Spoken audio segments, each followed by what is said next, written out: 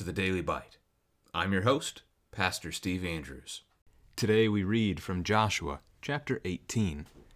Then the whole congregation of the people of Israel assembled at Shiloh, and set up the tent of meeting there. The land lay subdued before them.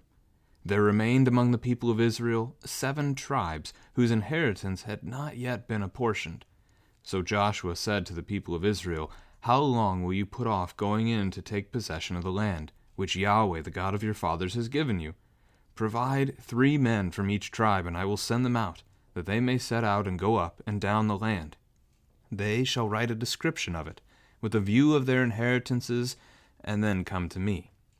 They shall divide it into 7 portions. Judah shall continue in his territory on the south, and the house of Joseph shall continue in their territory on the north. And you shall describe the land in 7 divisions, and bring the description here to me, and I will cast lots for you here before Yahweh our God. The Levites have no portion among you, for the priesthood of Yahweh is their heritage. And Gad and Reuben and half the tribe of Manasseh have received their inheritance beyond the Jordan eastward, which Moses the servant of Yahweh gave them." So the men arose and went, and Joshua charged those who went to write the description of the land, saying, "Go up and down in the land, and write a description, and return to me, and I will cast lots for you here, before Yahweh in Shiloh." So the men went and passed up and down in the land, and wrote in a book a description of it by its towns in 7 divisions. Then they came to Joshua to the camp at Shiloh, and Joshua cast lots for them in Shiloh before Yahweh.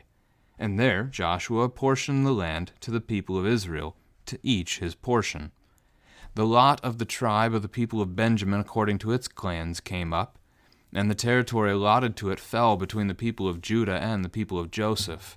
On the north side their boundary began at the Jordan, then the boundary goes up to the shoulder north of Jericho, then up through the hill country westward, and it ends at the wilderness of Beth-aven. From there the boundary passes along southward in the direction of Luz, to the shoulder of Luz, that is Bethel.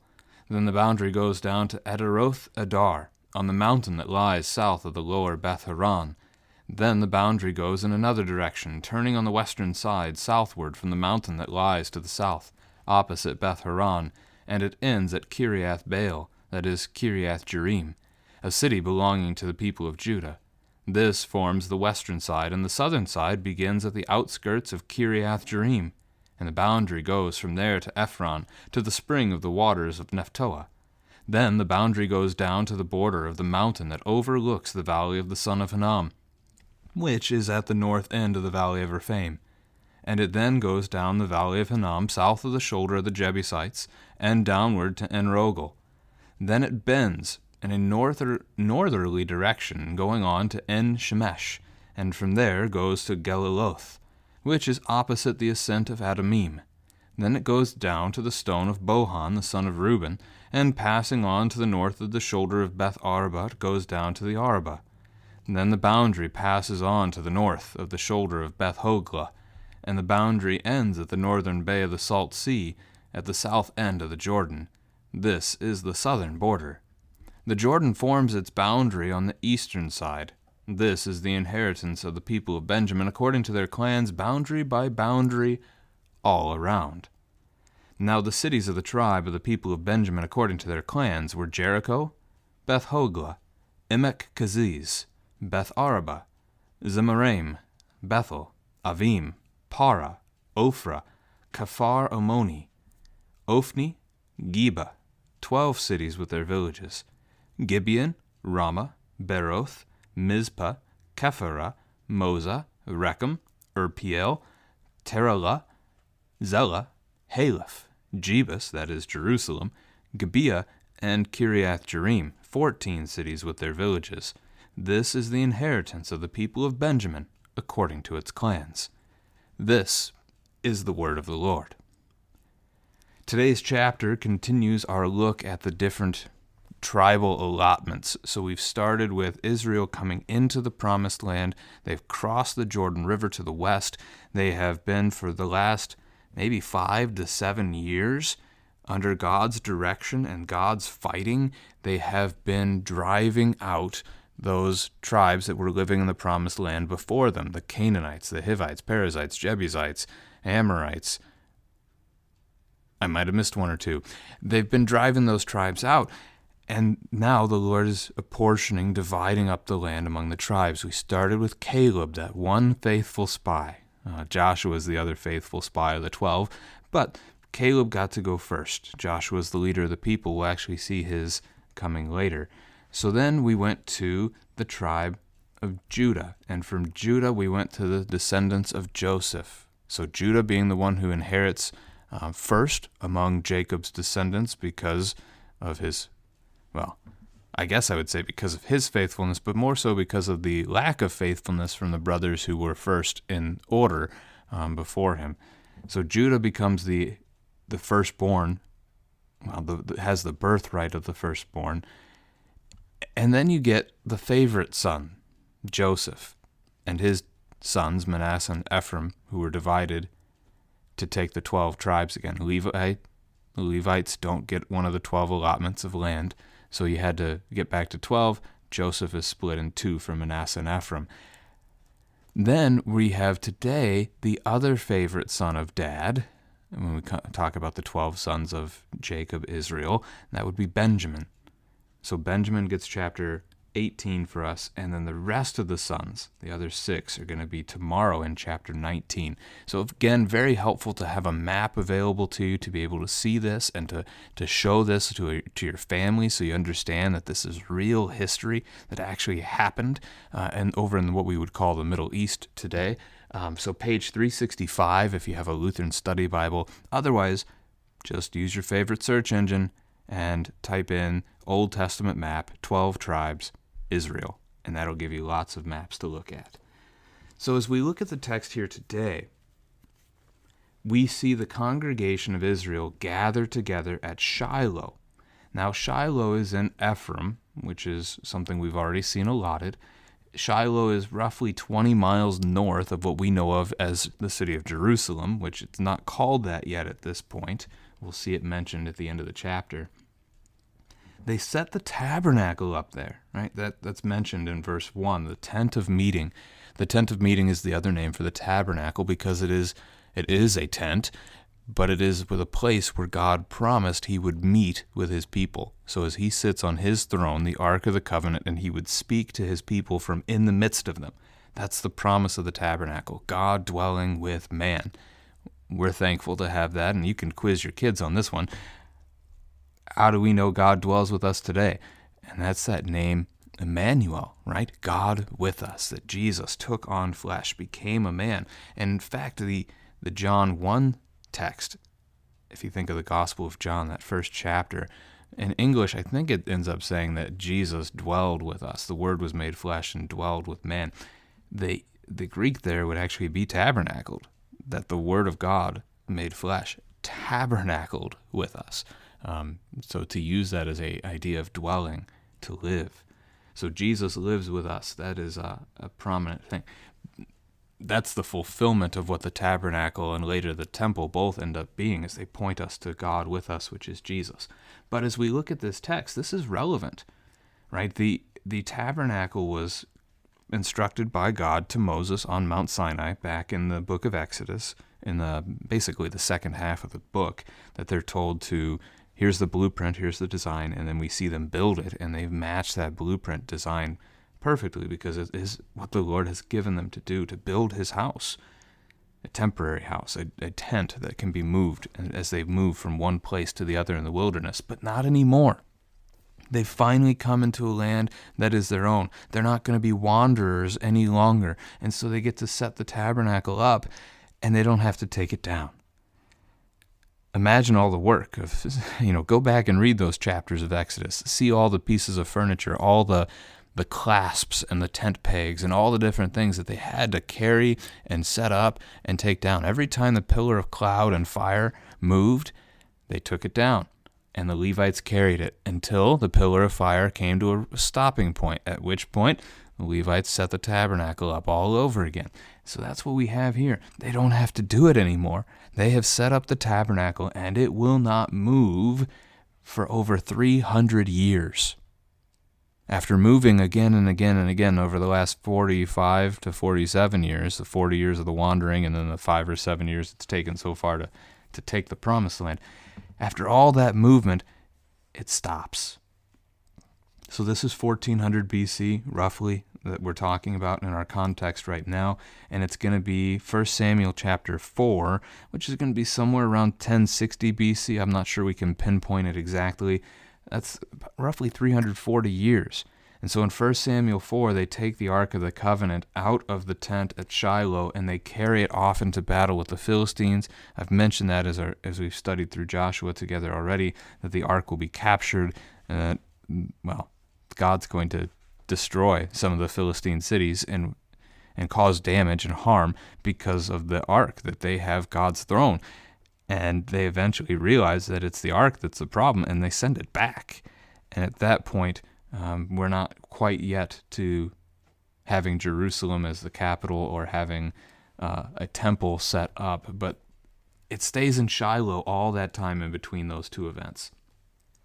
So there are 7 tribes at this point, according to verse 2, that have not been apportioned, that have not had their allotments given to them. And Joshua questions them. How long will you put off going in to take possession of the land which Yahweh, the God of your fathers, has given to you? Right? We saw that in verse 1. The land lay subdued before them because God has subdued it, right? God has fought for them. The Lord has done this. And so a question as a family to converse around might be, well, why haven't they? Why are they waiting? What are they waiting for? Why haven't they gone in to take the land that Yahweh has promised? We're not given the reason here, specifically for these other 7 tribes. We might picture it as being similar to what the conversation was yesterday in chapter 17 around those descendants of Joseph who feared the Canaanite peoples and their chariots of iron. Perhaps it's fear of the various tribes that is causing them not to go. Regardless, Joshua commands them to go. And it starts by sending 3 men from each tribe. Now, it's not specified here if that's each tribe as in each of the 7 tribes that are yet to be apportioned, or if it's each tribe as in all 12 of them. So that gives you either 21 or 36 men who had this task of going. And they're going to, I wouldn't say spy out the land. They're basically like cartographers here. They're going and they're mapping it out. What's there, what cities are there, what villages are there. They're making this list, they're drawing it up, and they're going to apportion it, or they're going to divide it into 7 portions. Now, they are told that when they bring that back to Joshua, he will take those 7 portions and he will cast lots, so rolling the Urim and the Thummim, those 2 dice, basically the 2 stones that the high priest would wear within that high priestly garment, that breastplate that he has, the ephod. And so Joshua's going to roll these stones or cast them and give the land according to how the Lord wants to give it. Right? They trust the Holy Spirit to guide the Urim and the Thummim to direct God's people. And so you don't want to, if you're one of those guys making the map here, you don't want to make one portion bigger than the rest or better than the rest, hoping that it'll land on your tribe. This is actually a fairly good way of making sure that these men divide up these 7 portions to all be good portions, and that then when the allotments are assigned by the Lord, there's not going to be squabbling over the land that they have just been given, because they have agreement that these are 7 fairly equal portions to be dished out.